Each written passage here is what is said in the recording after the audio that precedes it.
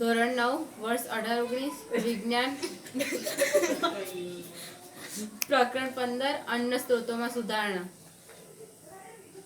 ચાલ હવે તું તારું ત્યાં સુધી પહોંચ. તું જતો રહે ત્યાં. ગોળ ગોળ ફેર્યા વગર આમ સીધો મીધો જાને.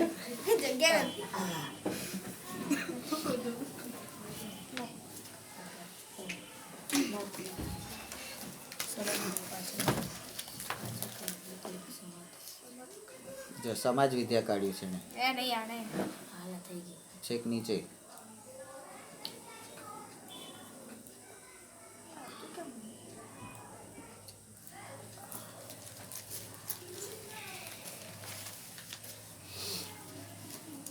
પાક ઉત્પાદનમાં સુધારણા. વન શેરડી રે 1970. પાક જાતિ સુધારણા. વધુ ઉત્પાદન ક્ષમતા ધરાવતી પાકની નવી જાતોનો ઉછેર કરી પાક ઉત્પાદન. સંકરણના પ્રકારો આ મુજબ છે. 1. આંતર આ જોઈ લીધું. ચલો આપવામાં આવી છે. પાકમાં જાતીય સુધારણા કઈ બાબતો માટે કરવામાં આવી? 1. વધુ પોઝ 0. હા હવે સ્ટાર્ટ. પાકમાં જાતીય સુધારણા કઈ બાબતો માટે કરવામાં આવી? 1. વધુ ઉત્પાદન. પાક સુધારણાનો મુખ્ય હેતુ પાકના ઉત્પાદનમાં વધારો કરવાનો છે. સુધારેલી જાતોના ગુણવત્તાસભર બીજનો ઉપયોગ ધંધાકીય ઉત્પાદન માટે કરવામાં આવે છે. 2. સુધારેલી ગુણવત્તા. પાક ઉત્પાદનની ગુણવત્તા પાકે પાકે બદલાય છે. કઠોળમાં પ્રોટીનની ગુણવત્તા, તેલીબિયામાં તેલની ગુણવત્તા અને ફળ તથા શાકભાજીમાં સાચવવાની ગુણવત્તા મહત્વની છે. 3. જૈવિક અને અજૈવિક પ્રતિકાર. વિવિધ પરિસ્થિતિમાં પાક જૈવિક અને અજૈવિક જેવા કે દુકાળ, લવણીયતા, પાણી એકત્રિત થવું, ગરમી, ઠંડી, ઝાકળ. હવે આપણે ઉત્પાદન વધારવું છે તો સારી જાતના જે બીજ, પારિજાતના નહીં, સારી જાતના જે બીજ છે એ બીજનું સંકરણ કરવું. એટલે જાતિ ગમે તે હોય, પહેલા તો સારી જાતના બીજનું સંકરણ કરવું એક પ્રકાર છે. એક જ જાતના બે સારા જાતિ એટલે સારા પ્રજાતિનું એ કરવું. એક જ પ્રજાતિની જુદી જુદી જાતિઓ એનું પણ સંકરણ તમે કરી શકો અને સારું ઉત્પાદન મેળવી શકો. તો આ પાકના જાતીય સુધારણામાં કઈ બાબતો માટે કરવામાં આવી છે? એટલે આપણે આ સુધારો શેના માટે કરીએ છીએ? તો ઈચ્છિત ફળ પ્રાપ્તિ માટે. આપણે તમારા ઘેર સત્યનારાયણની કથા શેના માટે કરો છો? તમે જે ઈચ્છા કરી હોય એ ફળ પ્રાપ્ત થાય એના માટે, અથવા તો એ ફળ પ્રાપ્તિ થઈ ગઈ તો ભાઈ અમે જે માંગ્યું તો અમને મળી ગયું એના માટે, બરાબર? તો ઈચ્છિત ફળ પ્રાપ્તિ કરવા માટે આપણે આ સુધારા કરીએ છીએ. તો એના એ ફળ કયા આપણે જોઈએ છે? તો તમને રોજના 100 રૂપિયા કોઈ આપતું હોય એની જગ્યાએ હું તમને એમ કહું કે હું તમને રોજના 1000 રૂપિયા આપીશ, તો તમને કયું ગમે? 100 ગમશે કે 1000 ગમશે? મને ખબર જ હતી કે તમે બધા આવા સ્વાર્થી કિસ્મના માણસ છો અને તમે 1000 રૂપિયા લેવા માટે થઈને અહીંથી અમને છોડીને જતા રહેવાના છો.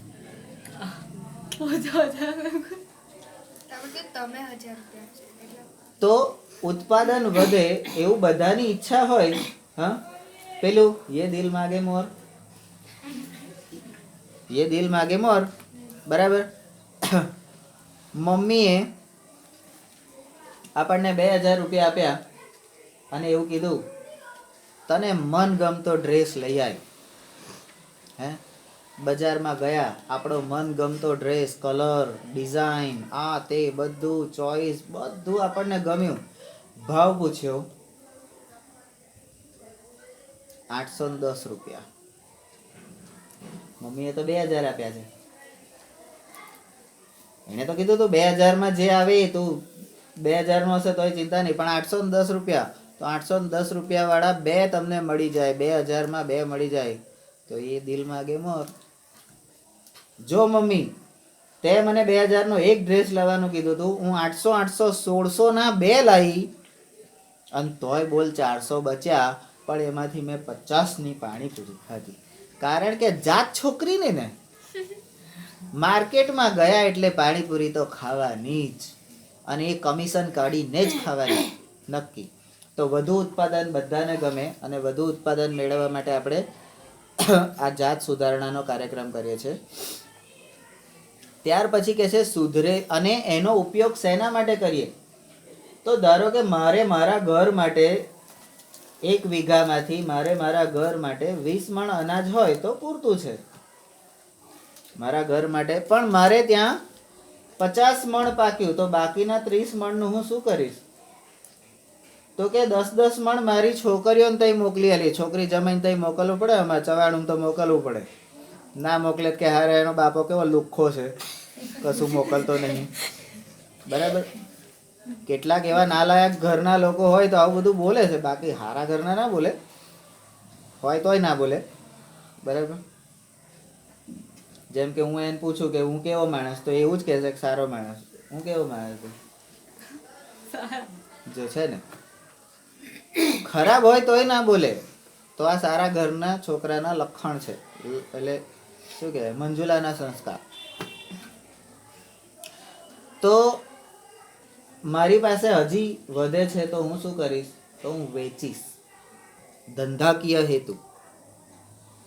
અને જો મારા ઘઉં કે મારી બાજરી બજારમાં મળતા બાજરી કે ઘઉં કરતા સારી ક્વોલિટીના હશે, ગુણવત્તા ઊંચી હશે, તો બજારમાં 1600 રૂપિયા મણનો ભાવ ચાલતો હશે, તો મને 1800 રૂપિયા મણનો ભાવ મળશે.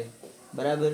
મારી પાસે 10 મણ છોકરી જમાઈને આપ્યા પછી પણ 10 મણ વધે છે, તો હું 1800 રૂપિયા મણ, તો મારી પાસે કેટલા થશે? 18,000 રૂપિયા એ મારી પાસે નફો થશે. કેમ? તો કે મારા 1 વીઘામાંથી મારા ઘરમાં જોઈતા હતા 12 મહિના ચાલે એટલા તો મેં લઈ લીધા. મેં તો એના માટે જ કર્યું હતું, મારા ઘરે ચાલે એના માટે જ. પછી વધ્યા તો દીકરી જમાઈને આપ્યા એટલે એ ખુશ. તો 12 મહિના આપણી છોકરીને શાંતિ, દર મહિને મોકલવું પડશે માટલી, કાજુ બદામ ને બધું. ખાલી ખાલી જઈને આજે મારે ઘેર તમારા ભોણિયાનો બર્થડે છે એમ કરીને કશું કાલી જવું પડે. ભલે ના હોય તોય તિથિ વાળી ઊભી કરવી પડે, તો વર્ષમાં 5 વખત. બરાબર? આજે કશું આવતું રહે ને તો સામે વાળા ખુશ રહે. ના ના, પાર્ટી કંઈક જોરદાર છે. અને પછી પણ મારી પાસે વધ્યા તો મેં એ વેચ્યા તો મને 18,000 રૂપિયાનો ફાયદો થયો. તો એ પાક ઉત્પાદનની એટલે જાતનું એ કરવાની, એના માટેની આપણે આ પ્રોસેસ છે. ત્યાર પછી કહે છે સુધારેલી ગુણવત્તા. પાક ઉત્પાદનની ગુણવત્તા પાકે પાકે બદલાય છે. શેની ગુણવત્તાનું મહત્વ છે? તો તમે કઠોળની ખેતી કરો છો, ચણા, મગ, એ બધું હમણાં કઠોળમાં આવ્યું હતું ને, તો તમે ઓ માં તઈ નહીં કરવાનું, તને આ બસ એટલા ભાગમાં જ કરવાનું. તું તો આખા પગમાં ઘસ ઘસ કરે, ચામડી બીજી બાજુ ઉખાડ નાખીશ. આ તો પેલું લાઈ બરે ખબર હે, પછી રાતે ઊંઘે ના આવે. સવારની વાત તો જવા દે. તો કઠોળ પેલું કે ને, જે મરચામાં તીખાશ ના હોય એને મરચું કહેવાય ખરું? જે મરચામાં તીખાશ ના હોય એને મરચું કહેવાય જ નહીં. કેપ્સિકમ મરચા તોય ખવાય. કેમ? તાકે લોકોને હવે તીખું નથી ભાવતું, પણ મરચું તો જોઈએ જ. તાકે કેપ્સિકમ, ભઠ્ઠા મરચા, પેલા મોટા પોપટા જેવા, તમે આખું નાખું ચાઈ જાવ તોય તમને અંદરથી આટલી તીખાશ ના લાગે. ખવાતા હશે એવા મરચા. હા? તો અહીંયા જે કઠોળમાં પ્રોટીનની માત્રા બરાબર ના હોય તો એ કઠોળ શું કામનું?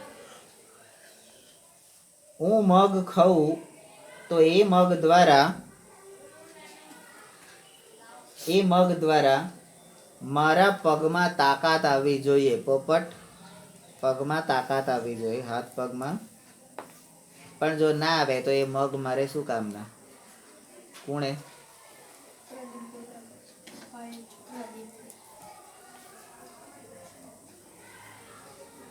Yes sir. काय झालं? काय झालं? हा? इज्जत પોસ્ટ કરી. अच्छा.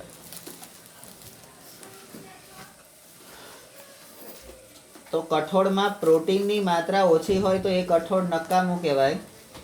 એટલે કઠોળની ગુણવત્તા શેના લીધે ગણાય? તો એની અંદર રહેલા પ્રોટીનના લીધે. તેલીબિયામાંથી તેલ, એક તલમાંથી કેટલું તેલ કાઢશો તમે બધા?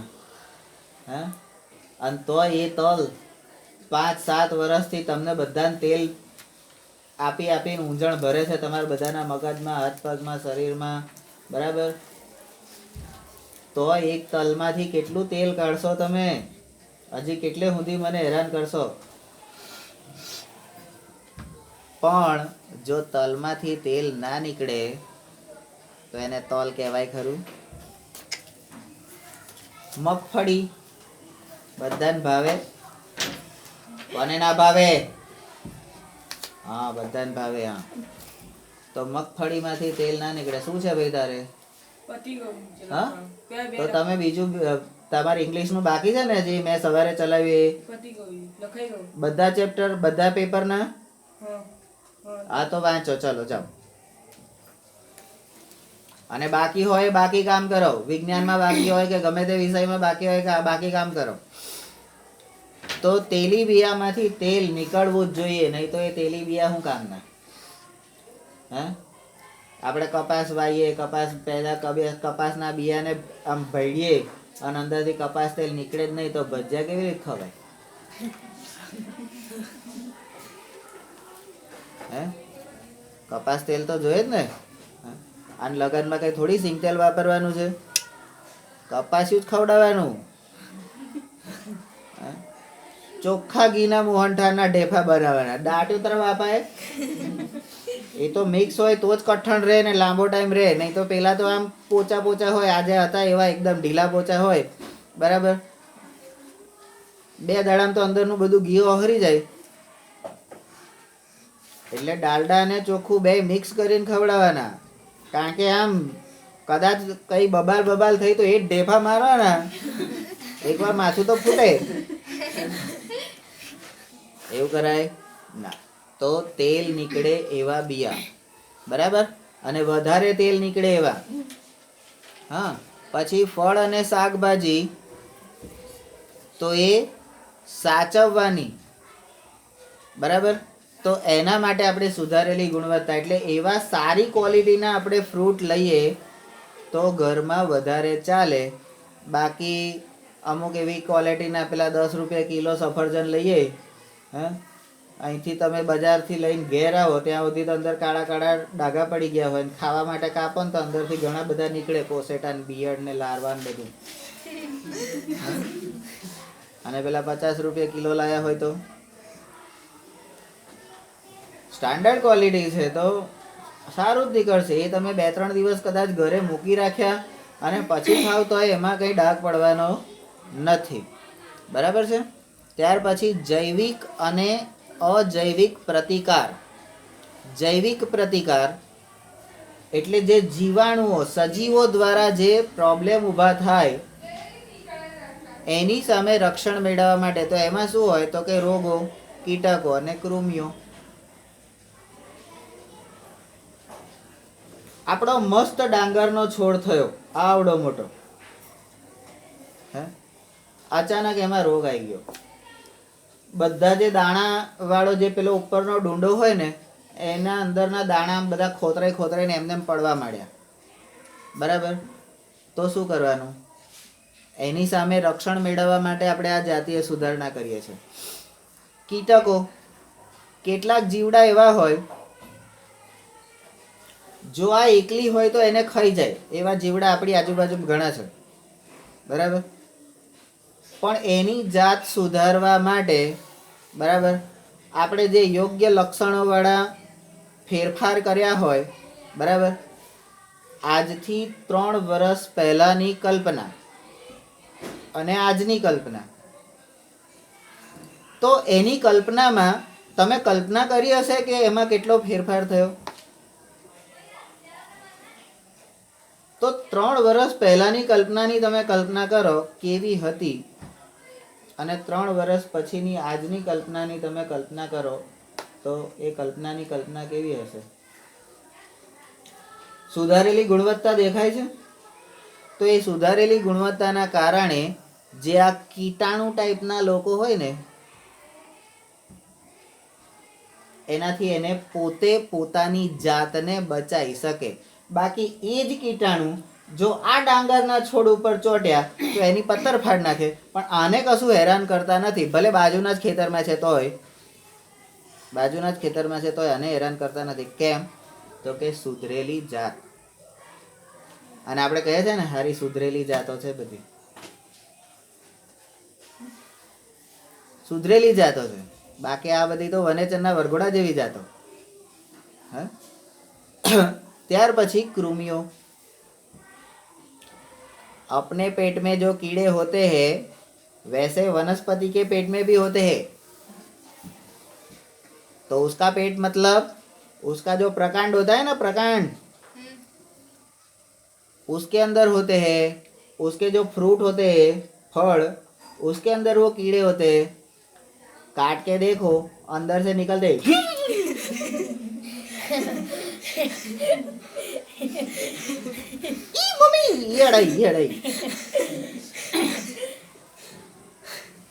આવું બધું કરતા હોય છે બધા. બરાબર. તો જૈવિક રોગો સામે લક્ષણ. પછી અજૈવિક પ્રતિકાર એટલે શું? તો મારે આટલું દૂર જોવાનું છે એટલે હું ચશ્મા કાઢી નાખું છું, કારણ કે મને દૂરનું ચશ્મા પહેરી નહીં દેખાય. વાંધો નહીં ને, લોકોને મારા ચશ્મા જોવાતા બતાવી દીધા કોમ્પ્યુટરમાં, એટલે ટીવીમાં, એટલે રેકોર્ડિંગમાં. હવે હું ચશ્મા વગરનો જો એનો એવો કેવો સારો લાગુ છું.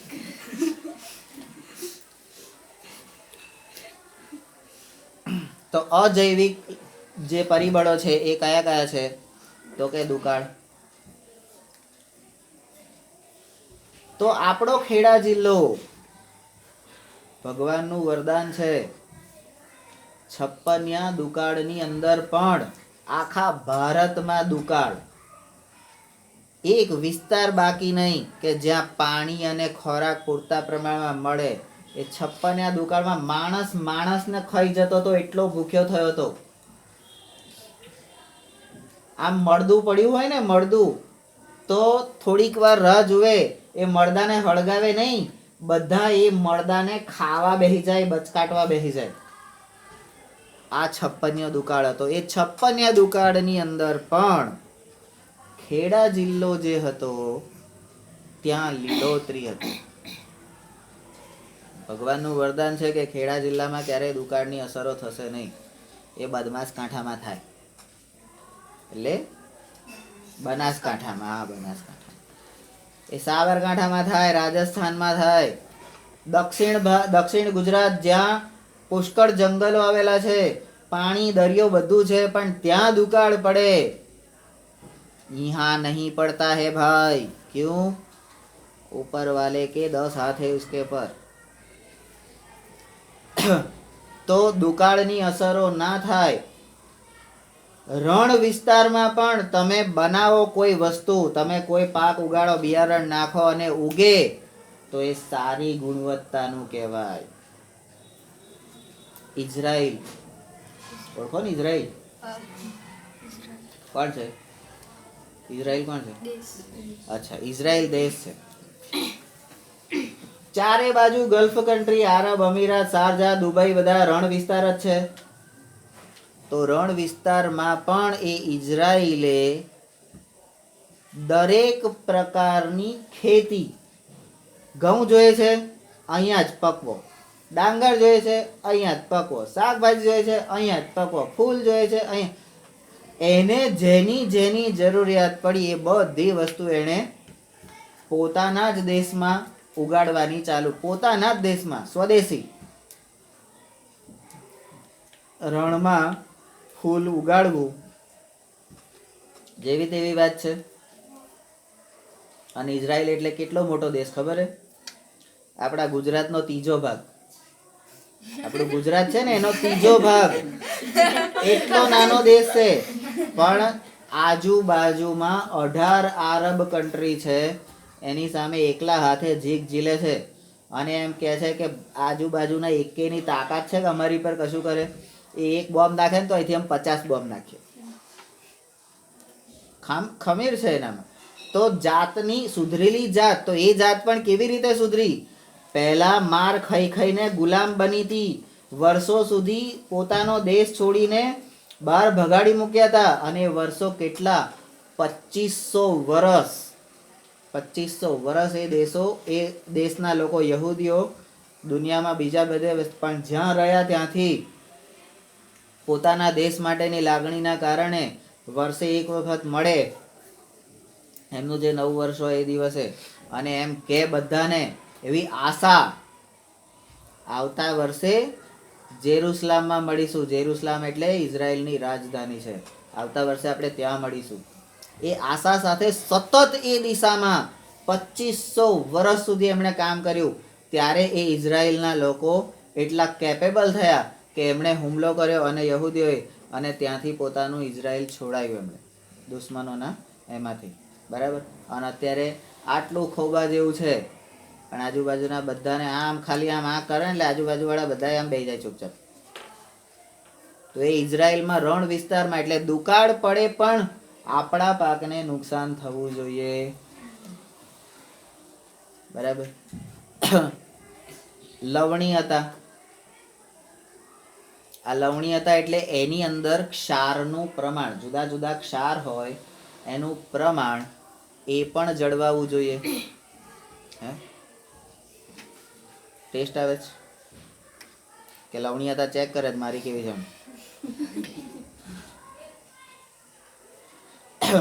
તો લવણી હતા એટલે એમાં જુદા જુદા આપણે 18 પ્રકારના ક્ષાર હોય. 18 પ્રકારના ક્ષાર શું તમારા અનાજમાં છે, તમારામાં છે કે પેલીની જેમ 14 પ્રકારના છે, પેલાની જેમ 12 પ્રકારના છે, પેલીની જેમ 10 પ્રકારના છે, 8 પ્રકારના છે, 4 પ્રકારના છે? તો કે મારામાં 18 છે. તો આ સુધરેલી જાત બધા જ આવી ગયા ને. પછી કહે છે પાણી એકઠું થવું. કોઈ પણ વનસ્પતિ હોય એની અંદર પાણીની માત્રા ના જળવાય તો એ વનસ્પતિનું શું થાય? ફૂંકાઈ જાય. આ તો તમે સવારથી આજ સુધી પાણીનો એક ઘૂંટડો પીવા ના આલો ને તોય ફૂંકાતા નહીં લોકો. તો સુધરેલી જાત ઓછા પાણી પર જીવન નિર્વાહ કરી શકે. પેલા ઊંટની જેમ અલ્યા રણમાં ઊંટ કેમ જીવી શકે? ઓછા પાણી પર પોતાનું જીવન નિર્વાહ કરી શકે એટલે જીવી શકે. બરાબર. ગરમી, ગમે તેવી ગરમી પડે ને 40 ડિગ્રી 50 ડિગ્રી થાય ને તોય આપણને કશી અસર નહીં. માથે ખુલ્લું રાખીને જ જવાનું, કશું જ નહીં. લે તાકાત હોય એટલું પાડ. પહેલા હતા તોય કશું નહીં કર્યો કે હવે નથી, બોલ શું કરી લેવાનું છું? સુધરેલી ગુણવત્તા. એટલે કોઈ પણ પ્રકાર નહીં. તો અમુક લોકો આપણે નહીં જોતા 10 મિનિટ તડકામાં એમ સહેજ વાર ઊભા રાખ્યા હોય ને સવારે 10 વાગે કે 8 વાગે, તો એમ ચક્કર ખાઈને ઢે. કેમ? તો કે ગરમી ચડી ગઈ માથે. હું તારા તંબોરું ગરમી ચડી ગઈ. 8 વાગે તને ગરમી ચડી જાય 15-20 ડિગ્રી ટેમ્પરેચરમાં, તો બપોર 2 વાગે તારું શું થાય? 2 વાગે તો છે ને હું તો ગભરાઈને મરી જ જઉં. મનથી મરેલા, ઓછી ગુણવત્તાવાળી જાત.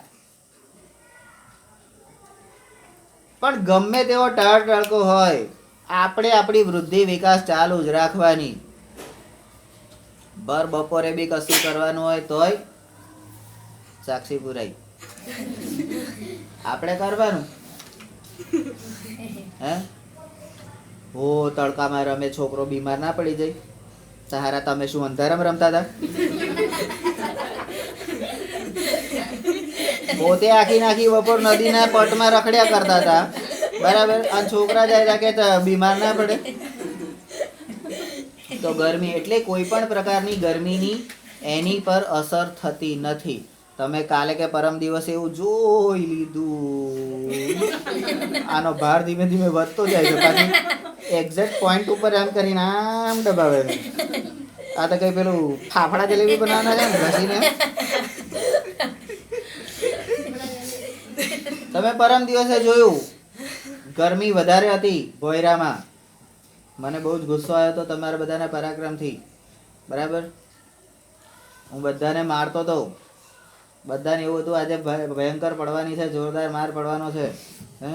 એટલે બધાના તાપમાનના અસર હેઠળ બધા ડામાડોળ હતા, પણ આની પર ગરમીની કોઈ અસર જ નહીં. આટલી લાકડીઓ મારી તોય હસતી, જાણે કઈ આમ શરમ જેવું હોય જ નહીં, બરાબર. તો ગરમીની કોઈ અસર થતી તો સુધરેલી જાત, સુધરેલી ગુણવત્તા કહેવાય ને, કે ગરમીની પણ અસર થતી નથી, ટાળ તડકો વેઠી શકે છે, અને તો પણ એટલે બદલાયેલી પરિસ્થિતિ સાથે અનુકૂલન સાધી અને વૃદ્ધિ વિકાસ પામે એવી ગુણવત્તાવાળી જાત આપણે બનાવવાની છે. ઠંડી,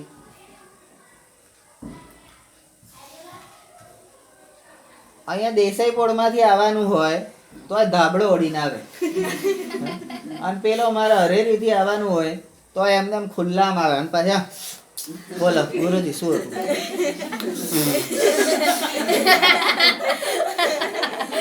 કેમ એટલે શું થયું? બહુ ઠંડી બહાર. તો ઠંડી છે તો હું પહેરી નહીં ને, પહેર્યું તું અહીંયા કાઢી નાખ્યું. હા બોલો હેડ, શું બોલો શું હતું? હેડ હું જઉં પેન્ટ પેલી સ્કૂલે જઉં, જા તારે આટલી બધી હિંમત હોય તો. તો ઠંડીને પણ સહન કરી શકે તો બદલાયેલી જાત, બરાબર. ત્યાર પછી છે ઝાકળ. ઝાકળ બન્યું મોતી. ચોપડી છે, ચોપડી છે ને, સુવિચારોની ચોપડી છે. ઝાકળ બન્યું મોતી. ઘાસ ઉપર ઝાકળ પડ્યું હોય કે પાંદડા પર ઝાકળ પડ્યું હોય તો હવારના એ કેવું લાગે? અને મોતી એટલે તમારા ગામનો કૂતરો. એ મોતીની વાત નથી. મોતી એટલે પેલા સમુદ્રમાંથી મળે ને, છીપલામાંથી, એ મોતીની વાત કરેલી છે. હવે મને તમે એમ કહો, એ મોતીને છીપલામાં મૂક્યું કોણે? એ મોતી છીપલામાં ગયું કેવી રીતે? શું પણ શું બોલ?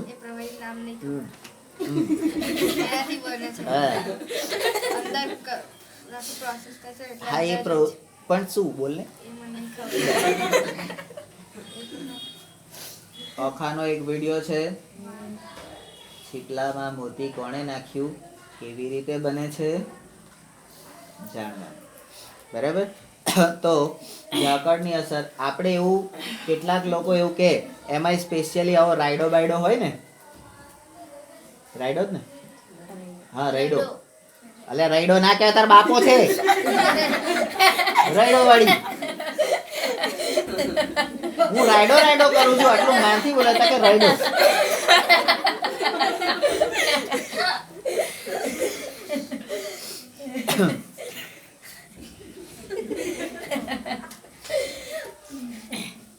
તો સ્પેશિયલી જે રાયડો હોય એટલે રાઈનું જે છોડ હોય એની ઉપર જો વધારે ઝાકળ પડે તો એ છોડ બગડી જાય છે, એ ગુણવત્તા એની ઓછી થાય છે. સેમ વસ્તુ જીરું, વરિયાળી, બરાબર, આ બધા એ જ સમયના પાકો છે.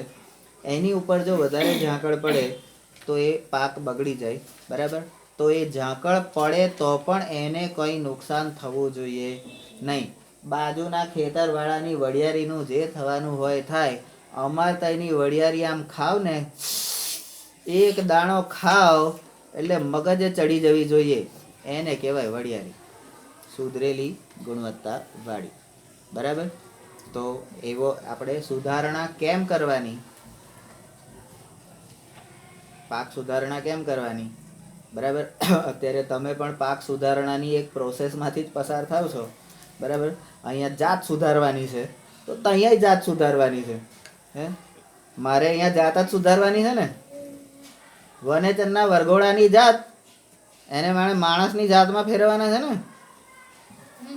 હા, તો આ બધા જ વસ્તુઓ અહીંયા જે કરે છે એ બધું મારે કરવાનું હોય કે નહીં? જો પ્રકૃતિ કે કુદરત કરતી હોય તો હું કઈ કુદરતની બહારનો છું, એલિયન છું? બરાબર, આગળ વધો. તાણ અનુભવે છે.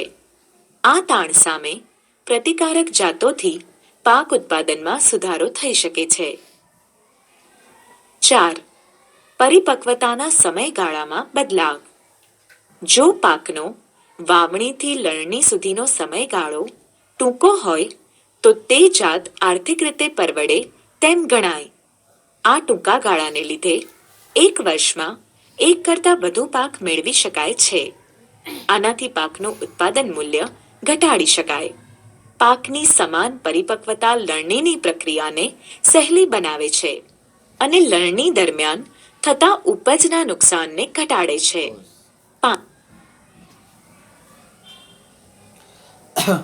હવે પરિપક્વતાના સમયગાળામાં બદલાવ. મેં પહેલા કીધું હતું આજે વાયુ અઠવાડિયા પછી મળે તો. આજે આપણે નોટોનું ઝાડ વાયું કાલે એની પરથી નોટો ખરવા મળે તો જલસા પડી જાય ને. પણ આપણે સામાન્ય રીતે જે પાક થવાનો ગાળો હોય છે 2 થી 3 મહિના. બાજરી નાખી હોય તો 3 મહિને પાકે. એ 3 મહિનાની જગ્યાએ મહિને બાજરી પાકે એવા બિયારણ આપણે નાખ્યા હોય તો જલસા પડી જાય ને. હે તો એ સમયગાળો ઘટાડવાનો. એટલે વાવણીથી લણણી સુધીનો સમયગાળો આજે વાયુ હોય કયો મહિનો અત્યારે? ડિસેમ્બર, અને આપણને માર્ચમાં લણવા મળે, બરાબર? તો એ તો બધાય પાકમાં થાય. પણ ડિસેમ્બરમાં વાયુ હોય ને ઉત્તરાયણ પહેલાં આપણને લણવા મળે તો સારું કહેવાય ને. તો એ ગાળાનો ઓછો કરવા માટે તો એનાથી શું થાય? તો તમારે અંદર નાખવાનો ખર્ચે ઓછો થાય અને તમે જે ખર્ચ એટલે મેન્ટેનન્સ ખર્ચ ઓછો થાય અને તમને જે મળવાનું હોય એ ઝડપથી મળે. તો એ તમારી આવક પણ વધે. બરાબર. ટૂંકા ગાળાને લીધે વરસમાં ઘણા બધા પાક લઈ શકાય. આમ અત્યારે સામાન્ય રીતે ખેતરોમાં વરસમાં 3 પાક લેતા હોય છે બધા. પોતાનો બોર હોય તો, બાકી તો ચોમાસામાં જ લેતા હોય છે. વરસાદ પડે તો પાક કરવાનો, નહીં તો નહીં. બાકી બાજુવાળાને બોરેથી લઈને કશું કરવાનું નહીં. બરાબર. તો સામાન્ય રીતે 3 પાક થતા હોય છે. પણ જો આવી રીતે હોય તો આપણે વરસમાં 6 પાક 8 પાક લઈ શકીએ. પછી કહે છે પાક ઉત્પાદનનું મૂલ્ય ઘટાડી શકાય. બરાબર. તમે જે બિયારણ લાયા ત્યાંથી ખાતર, પાણી, મહેનત, આ તે બધું નાખ્યું, લાઇટ બિલ, પાઇટ બિલ બધુંય, બરાબર. તો એ બધો